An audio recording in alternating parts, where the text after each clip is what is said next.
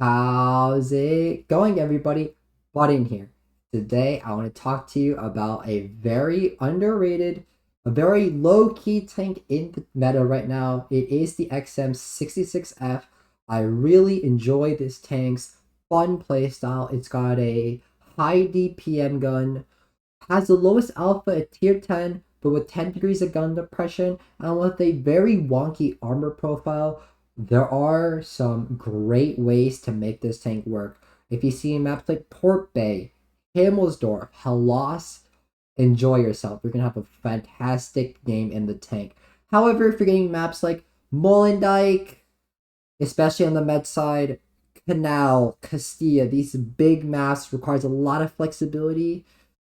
You're going to have to play really intelligent to get the results that you're looking for. I'm going to show you what my setup is, what I think you guys can run, some alternative loadouts you can use, and I'm going to give you my opinion based on the statistics of the tank and a single replay I am going to show in this quick review. So, with the consumables, nothing too crazy. This tank gets nothing special. However, with the 20% fire extinguisher and the emergency track this tank gets, we'll talk about more about that later, you can make an argument for running a single repair setup with a cooldown booster. I personally don't do this loadout. However, definitely something to consider. For provisions, more of the same. I don't think you need a protective kit. If you're getting set on fire a lot, definitely do take this. Drop the small food and take a protective kit. However, I haven't been getting that unlucky in this tank, so I will not be running that. However, that is something to consider. With the ammo, you get 70 ammo, so feel free to experiment. You have a lot of choice here. Definitely consider taking a lot of heat.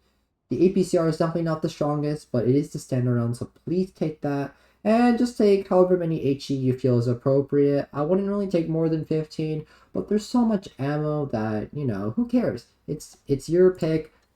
You gotta live life, do what you want to do. Now, I think there's an argument to be made for calibrated shells and rammer. This thing has a lot of pen, and if you have great aim, take the rammer. However, my aim is not the best, so I will be running the calibrated shell. It's going to make use of that 380 heat. That's going to go right through E100s, mouses, IS4s, whatever you can think of. It will butter that tank. I think you should run double aim, and if you're going to take something that isn't going to take advantage of the aim time, take the supercharge. Don't take the V-stops. Definitely not needed.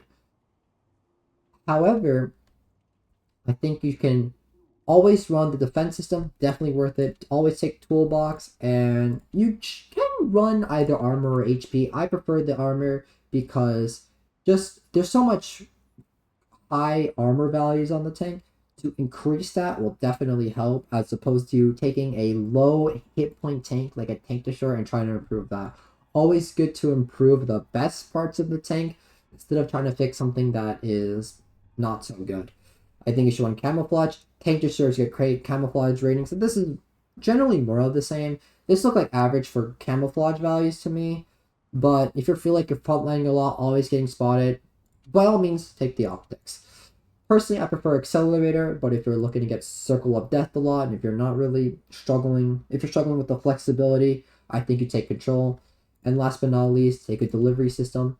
I feel like that will help. Now, onto a little quick stats overview of the tank. Like I said earlier, you have emergency track. You can make use of this in the single repair. The armor values are pretty good. The hull, not so strong, but there's a lot of wonky angles that you could take advantage of. The rear gets HE'd a lot. Do be careful of Vickers and a lot of these shreddy chieftains. Be careful, okay? This meta is very scary. Good turret, a lot of weak spots though, watch out for that. Even if you're using all 10 degrees of gun depression, they can pen straight through, especially with heat on the tank destroyers and the heavy tanks. Always be careful. 264 view range, not a lot. Generally play safe. You're going to get outspotted by a lot of things.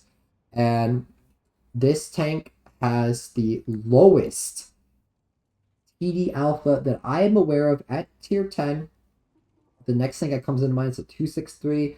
This tank plays like a Badger mixed with an E4, so make use of the DPM, use the armor, use the gun depression, and do be aware doesn't have the best mobility. I think 40 forward is good. With the 90 degrees of gun traverse combined, we're going to be struggling a lot for flexibility. And in the replay I'm going to show you, there's definitely going to be a moment where that happens. Overall, I think the best part is the 20 reverse. And just, yeah, it's not that fast.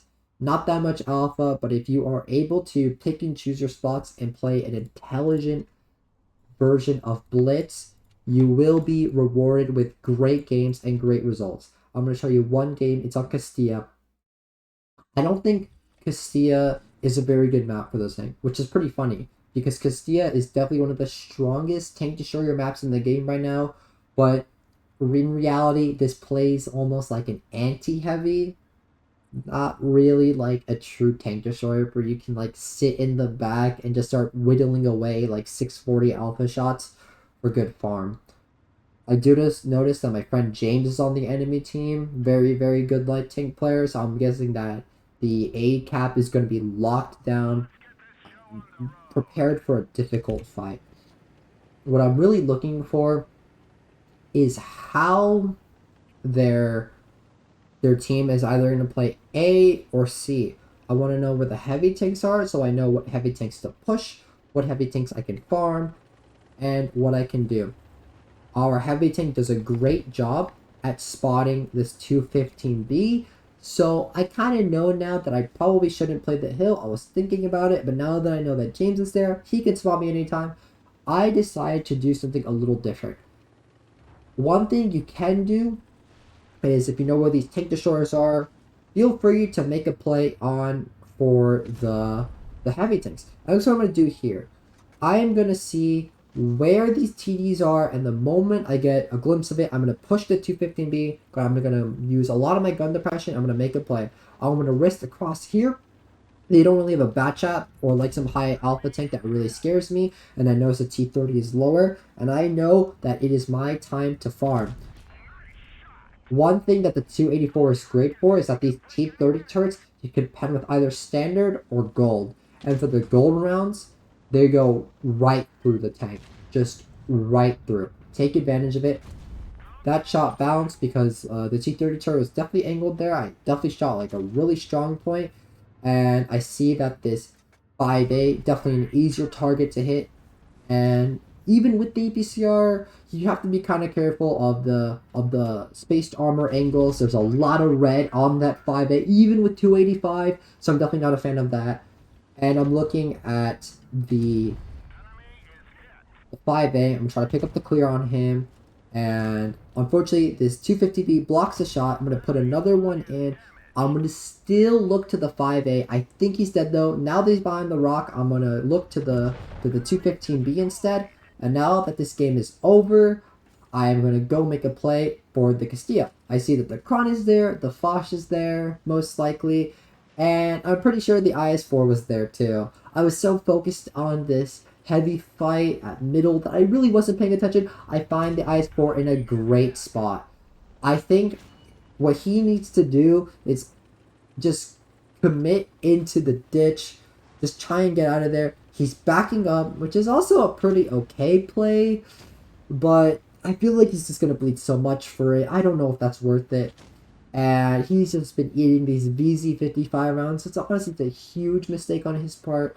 I feel like if he's going to try and farm, just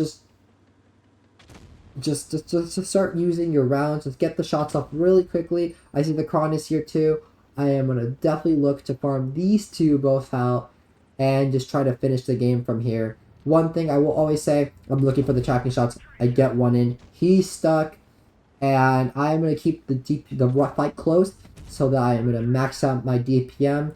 And I'm going to make this Kron really regret his choice of positioning. One shot into the lower plate of the IS-4 at close range, and if your tank is sit in, this bloom is actually very small. But one weakness about the tank is that I have to do so much work to try and find this Kron. The gun depression's not enough, mobility's not enough, and he is dead without me putting another shot in. This game is over. I do 4,300. That's a mastery. Not too much else with the tank. The bar is definitely low, so if you are looking to ace farm, this tank is good. If you're looking to stat farm, I wouldn't play this version of the tank right now. I feel like the APCL really limited it, and I would look to another buff in the future and just hold this tank off for now. But I really like this tank. If you're looking for a fun tank to play for your quick tournaments or do something fun in the meantime, feel free to take this tank out. It is a joy to play, and I feel like you're going to have a lot of fun. And yes, thank you for taking your time and watching my quick how to play, my quick review on the XM. I hope you guys really liked the video, enjoyed my explanation of the tank, and I hope you guys have a great day, have a great night, and see ya.